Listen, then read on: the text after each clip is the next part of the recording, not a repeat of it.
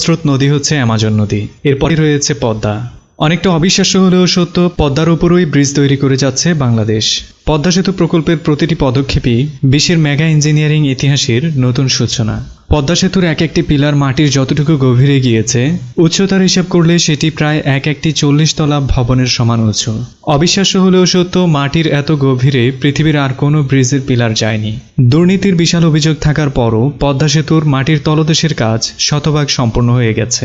স্বপ্নের পদ্মা সেতুর 85% বর্তমানে দৃশ্যমান। বিশ্বের ইতিহাসে স্বল্প দৈর্ঘ্যের বড় বাজেটের এই সেতুটি কিভাবে সম্পন্ন হচ্ছে এবং পদ্মা সেতুর খুঁটিনাটি অনেক গুরুত্বপূর্ণ তথ্য নিয়ে আজকে আমাদের ভিডিওটি। সত্যি অনেক সারপ্রাইজ অপেক্ষা করছে আপনার জন্য। জানতে চাইলে পুরো ভিডিওটি দেখুন এন্ড ততক্ষণ পর্যন্ত আমাদের চ্যানেলটি সাবস্ক্রাইব করে নিন এন্ড বেল আইকন ক্লিক করে রাখুন, যেন কোনোভাবেই পরবর্তী আপডেটগুলো মিস না হয়ে যায়। এনজয় করুন পুরো ভিডিওটি। পদ্মা সেতুর ইতিহাসটা শুরু হয়েছিল 2001 সালে। তখন বাংলাদেশের বর্তমান প্রধানমন্ত্রী শেখ হাসিনা পদ্মা সেতুর ভিত্তিপ্রস্তর স্থাপন করেন। এরপর নির্বাচনের মাধ্যমে সরকার পরিবর্তন হয়ে যায় এবং পদ্মা সেতুর কাজও থেমে যায়।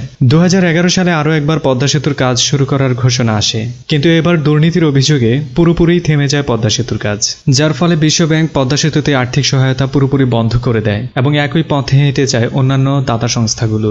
এরপর সরকার এককভাবে সিদ্ধান্ত নেয় নিজস্ব অর্থায়নে পদ্মা সেতু তৈরি করার। এত বড় প্রজেক্ট বাংলাদেশের নিজস্ব অর্থায়নে করা সত্যিকার অর্থে অনেক কঠিন কাজ ছিল। সে সময় বাংলাদেশকে সহায়তা করতে এগিয়ে আসে চীন সরকার পুরো সেতুর প্রায় 70% আর্থিক সহায়তা দানের ঘোষণা দেয় এবং একই সময়ে কানাডার আদালতে দুর্নীতির অভিযোগ পুরোপুরিভাবে মিথ্যে প্রমাণিত হয়। 2014 সালের 7 ডিসেম্বর আনুষ্ঠানিকভাবে পদ্মা সেতু তৈরির কার্যক্রম শুরু হয়। মূল সেতুর পুরো কাজটি পেয়েছে China major bridge engineering company limited. Padma সেতু তৈরি করা পৃথিবীর যে কোনো কনস্ট্রাকশন কোম্পানির জন্যই নতুন অভিজ্ঞতা। সে জায়গায় China major bridge engineering company লিমিটেডের জন্য এটি পুরোপুরিভাবে একটি চ্যালেঞ্জ ছিল, কারণ পদ্মা সেতুর মতো এত বেশি খরস্রোত পৃথিবীতে আর মাত্র একটি নদীতেই রয়েছে, আর সেটি হচ্ছে অ্যামাজন। অ্যামাজনের উপরে এখন পর্যন্ত কোনো ব্রিজ তৈরি হয়নি, কিন্তু পদ্মা নদীর উপর বাংলাদেশ সেই অবিশ্বাস্য কাজটি করতে চলেছে। পদ্মা নদীতে পানির খরস্রোতের মতোই গভীরতাও অনেক। বরাবর 40 মিটারের গভীরতা রয়েছে পদ্মায়, যেই গভীরতায় একটি 13 তলা ভবন পুরোপুরিভাবেই তলিয়ে যাবে। পদ্মার তলদেশের মাটি একেবারেই নরম কাদামাটি, যা গভীর স্রোতের সাথে খুব দ্রুতই সরে যায়। পৃথিবীর প্রায় সব নদীর তলদেশেই কিছুটা গভীরে গেলে পাথরের মতো শক্ত মাটি পাওয়া যায়, কিন্তু দুর্ভাগ্যজনক হলেও সত্য, পদ্মার তলদেশে এমন শক্ত মাটির সন্ধান পাওয়া গেছে প্রায় 8 কিলোমিটার গভীরে। এখানেই শেষ নয়, পদ্মার তলদেশের মাটি যেমনটা নরম তেমনি বালি মাটি টাইপের। ফলে অতিরিক্ত বর্ষার সময় যখন খরস্রোতের সৃষ্টি হয় তখন বালি মাটিগুলো ধুয়ে চলে যায়। গভীর স্রোতের সাথে ধুয়ে যাওয়া এসব বালি মাটির পরিমাণটাও 61 থেকে 67 মিটার পর্যন্ত হয়ে থাকে। এটা সত্যিই অবিশ্বাস্য, কিন্তু এটাই পদ্মার বাস্তবতা। স্রোতের সাথে বিলীন হয়ে যাওয়া বালিমাটিগুলোর ফলে নতুন করে যে গভীরতার সৃষ্টি হয় সেটা প্রায় 22 তলা একটি ভবনের সমান। সুতরাং পদ্মার তলদেশের স্বাভাবিক 40 মিটারের গভীরতার সাথে আরও 65 মিটার যোগ হওয়ার ফলে মূল গভীরতা গিয়ে দাঁড়ায় মূলত 105 থেকে 107 মিটার সমান। এমন বিশাল গভীরতায় একটি 35 তলা সমপরিমাণ ভবন পুরোপুরিভাবে তলিয়ে যাবে। পদ্মার তলদেশে খরস্রোতের পরিমাণ যেমন সব জায়গায় সমান থাকে না, তেমনি মাটি সরে যাওয়ার পরিমাণটাও পদ্মার সব অংশে সমান নয়। তাই পদ্মার তলদেশে যতগুলো পাইল বসানো হয়েছে তার প্রতিটার গড় গভীরতা হচ্ছে 120 মিটার। এক একটি পাইলের গড় গভীরতার পরিমাণটা যদি স্বাভাবিকভাবে বোঝাতে যাই, তবে এটি প্রায় একটি 40 তলা ভবনের সমান লম্বা। এখানেই শেষ নয়, প্রতিটি পিয়ারের নিচে রয়েছে 6টি করে পাইল।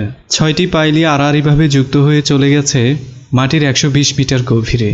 সাধারণত আমরা সেই 6টি পাইলকে দেখতে পাই না, সেগুলো রয়েছে মূলত পানির নিচে। পদ্মা সেতুতে রয়েছে 42টি পিয়ার। প্রতিটি পিয়ারের নিচে 6টি করে মোট 252টি পাইল রয়েছে পদ্মা সেতুতে। সবগুলো পাইলই মূলত উচ্চমানের স্টিলের কাঠামো দিয়ে তৈরি করা হয়েছে। পাইলগুলোকে মাটির 120 মিটার গভীরে পৌঁছানোর জন্য যে পরিমাণ শক্তি সম্পন্ন হ্যামারের প্রয়োজন ছিল, সে ধরনের হ্যামার পৃথিবীতে ছিল না। তাই পদ্মা সেতুর জন্য নতুন করে একটি হ্যামার অর্ডার দিয়ে বানানো হয়েছে জার্মান থেকে।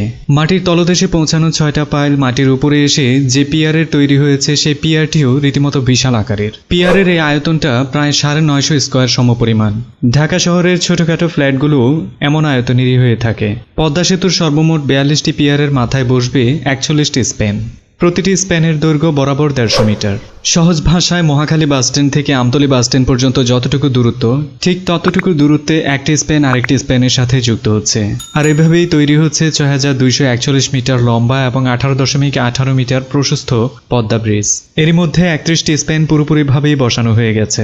বাকি 10টি স্প্যান বসানোর কাজে বিঘ্ন ঘটাচ্ছে পদ্মার খরস্রোত। পদ্মা সেতু অন্যান্য যে কোনো সেতু থেকে আলাদা, তেমনি এর ডিজাইনও পুরোপুরিভাবেই আলাদা অন্যান্য যে কোনো সেতু থেকেই। দ্বিতল বিশিষ্ট সেতুটির নিচেই রয়েছে রেল লাইন। বাংলাদেশের অন্যান্য সেতুতে যে ধরনের রেল লাইন রয়েছে, সেসব রেল লাইন থেকে পদ্মার রেল লাইন সম্পূর্ণরূপে আলাদা। এই রেল লাইনটি হবে সর্বোচ্চ ওজন বহনে পারদর্শী। বিশ্বের উন্নত দেশগুলোতে যেসব কন্টেনারবাহী দ্বিতল ট্রেনগুলো চলাচল করে, সেই সব ট্রেনগুলো চলাচল করতে পারবে পদ্মা সেতুতে। একই সাথে যে কোনো দুর্ঘটনা থেকে যাত্রীদের রক্ষা করার জন্য আলাদা একটি লেনের ব্যবস্থাও করা হয়েছে, যাতে যাত্রীরা খুব দ্রুতই নিরাপদ স্থানে পৌঁছে যেতে পারে। পদ্মা সেতুর রেল লাইন হবে ব্রডগেজ এবং মিটার গেজ দুই ধরনের লাইনের চলাচলের উপযোগী। অত্যন্ত ভারী ট্রেন এবং বাস চলাচলের উপযোগী করে তোলার জন্য পদ্মা সেতুর পিয়ারগুলোকে পৃথিবীর সবচেয়ে শক্তিশালী পিয়ারে পরিণত করা হয়েছে। পদ্মা সেতুর নিচে দিয়ে যেমন ট্রেন চলাচল করবে, তেমনি একেবারে উপরের অংশেই চলাচল করবে যাত্রীবাহী বাস, মালবাহী ট্রাক কিংবা ব্যক্তিগত কার। সহজ কথায়, রাস্তায় চলমান যত ধরনের গাড়ি রয়েছে তার সব গাড়ি চলাচল করবে পদ্মা সেতুর একেবারে উপরের অংশ দিয়ে। 18.18 মিটার প্রশস্ত উপরের অংশটি 4 লেনের দুটি যাওয়া আসার রাস্তায় পরিণত হবে। পদ্মা সেতুর দু প্রান্তে যেমন বাস, ট্রেন চলাচল করবে, তেমনি এর ভেতর দিয়েই চলে যাবে গ্যাস লাইন, টেলিফোন লাইন এবং ইন্টারনেট লাইন। অবশ্যই পুরো সেতুতে বিদ্যুৎ সরবরাহের জন্য রয়েছে ইলেকট্রিসিটি লাইন। ছোট এই আলোচনায় এতক্ষণ পর্যন্ত আপনি শুনেছেন শুধুমাত্র মূল সেতুর কথা, কিন্তু মূল সেতুর বাইরে দীর্ঘ কর্মযজ্ঞ রয়েছে অ্যাপ্রোচ রোড নিয়ে, যাকে আমরা বাংলায় বলে থাকি সেতু সংযোগ সড়ক। পদ্মা সেতুর জাজিরা প্রান্তে রয়েছে প্রায় 10 কিলোমিটার সংযোগ সড়ক। একইভাবে পদ্মা সেতুর মাওয়া প্রান্তে রয়েছে প্রায় 2 কিলোমিটার সংযোগ সড়ক। দুই প্রান্তের সংযোগ সড়কের পরিমাণ মূল সেতু থেকেও বেশি। পদ্মা সেতুর দু প্রান্তের সংযোগ সড়ক নির্মাণের কাজই পেয়েছে বাংলাদেশি কোম্পানি আব্দুল মোনায়েম লিমিটেড। পদ্মার দু প্রান্তে অ্যাপ্রোচ রোড তৈরি করার জন্য আব্দুল মোনায়েম পেয়েছে প্রায় 1291 কোটি টাকার টেন্ডার। যদিও বিশাল এই কর্মযজ্ঞের তত্ত্বাবধানে রয়েছে বাংলাদেশ সেনাবাহিনী। এরই মধ্যে দু প্রান্তেই সংযোগ সড়ক নির্মাণের কাজ শতভাগ সম্পন্ন হয়ে গেছে। দু প্রান্তেই টোল প্লাজা নির্মাণের কাজ প্রায় সম্পন্ন হয়ে গেছে। পদ্মা সেতুর প্রায় 85%ই দৃশ্যমান। করোনা ভাইরাসের ধাক্কা লেগেছে পদ্মা সেতুতেও, যাতে সেতুর কাজ অনেকটাই স্থবির হয়ে গিয়েছিল। ধারণা করা হচ্ছে আগামী বছরের মাঝামাঝিতে পদ্মা সেতুতে যান চলাচল উপযোগী হয়ে যাবে। পদ্মা সেতু তৈরির মতোই আরেকটি চ্যালেঞ্জিং পার্ট হচ্ছে নদী শাসন। পদ্মার মতো এমন বড় বড় নদীগুলো প্রতি মুহূর্তে তাদের স্রোতধারা পরিবর্তন করে। তাই প্রায়শই দেখা যায় বড় বড় নদীগুলোর একদিকে চর জাগে এবং নদী ভেঙে অন্য আরেকটি দিকে স্রোত প্রবাহিত হতে থাকে। নদী শাসনের মূল কাজটাই হচ্ছে স্রোতের প্রবাহ যেন অন্যদিকে সরে না যায় সেটা রক্ষা করা। অনেক বিশেষজ্ঞের মতে পদ্মায় সেতু তৈরি করার চেয়েও চ্যালেঞ্জিং কাজ হচ্ছে নদী শাসন। আর এমন চ্যালেঞ্জিং কাজটিরই টেন্ডার পেয়েছে চীনা হাইড্রো কর্পোরেশন লিমিটেড। এটিও চায়নার একটি কোম্পানি। নদীর দু প্রান্ত মিলিয়ে প্রায় 14 কিলোমিটার নদী শাসন করবে এরা। এর জন্য বাজেট হয়েছে 9400 কোটি টাকা। নদী শাসনের জন্য পদ্মার মাওয়া প্রান্তে পাথরের প্রয়োজন 8.5 লাখ টন। একইভাবে জাজিরা প্রান্তে ফেলা হবে প্রায় 30 লাখ টন পাথর। দুই প্রান্ত মিলিয়ে 800 কেজি ওজনের জিও ব্যাগ ফেলা হবে 39,07,500টি। একইভাবে 125 কেজি ওজনের জিও ব্যাগ ফেলা হবে 1,72,67,500টি। সাথে রয়েছে সিমেন্ট এবং কংক্রিটের সংমিশ্রণে তৈরি করা বড় আকারের ব্লকগুলো। পদ্মার দু প্রান্ত মিলিয়ে এমন ব্লকের সংখ্যা হবে প্রায় 1,34,00,000। এরই মধ্যে সেতুর দু প্রান্ত মিলিয়ে প্রায় 16.5 লক্ষের উপরে গাছ লাগিয়ে দেওয়া হয়েছে। পদ্মা সেতুকে ঘিরেই তৈরি হয়েছে দেশের প্রথম এক্সপ্রেসওয়ে। এরই মধ্যে এক্সপ্রেসওয়েটি খুলেও দেওয়া হয়েছে। বাস্তবতায় এক্সপ্রেসওয়ে এবং পদ্মা সেতুর সংযোগ সড়কগুলো না দেখলে বিশ্বাস করা যায় না কতটা সুন্দর। সর্বশেষ, পদ্মা সেতুর সবচেয়ে বড় চ্যালেঞ্জ ছিল 120 মিটার গভীরে পাইল স্থাপন করা, তাও আবার নরম মাটিতে। এবং দ্বিতীয় ধাপে সবচেয়ে বড় চ্যালেঞ্জ ছিল নদী শাসন, সেটাও এখন প্রায় শেষ হওয়ার পথে।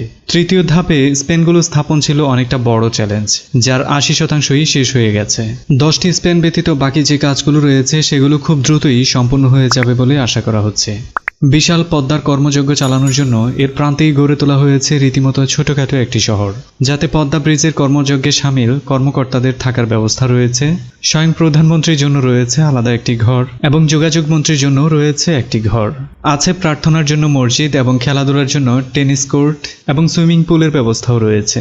বাংলাদেশের দক্ষিণ প্রান্তের সাথে রাজধানী শহর ঢাকার একমাত্র যোগাযোগ পথ হতে যাচ্ছে পদ্মা। এতে দেশের দক্ষিণাঞ্চলের 16টি জেলার প্রায় 5.5 কোটি মানুষের বিশাল অর্থনৈতিক উন্নয়ন হতে যাচ্ছে।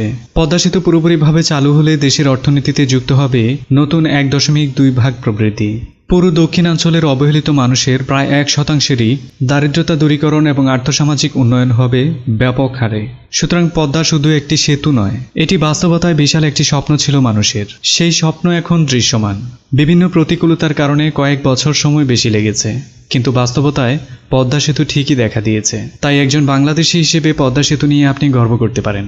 ভিডিওটি ভালো লাগলে অবশ্যই একটি লাইক দিন, অন্যকে জানানোর জন্য শেয়ার করুন। আপনার যে কোনো কথা আছে কমেন্টস বক্সে লিখে ফেলুন। আমাদের সাথে যোগাযোগ করার জন্য ফেসবুক, টুইটার, ইনস্টাগ্রাম কিংবা আমাদের ওয়েবসাইট অথবা ইমেল আইডি যে কোনো মাধ্যমে আপনি কানেক্টেড হয়ে যেতে পারেন।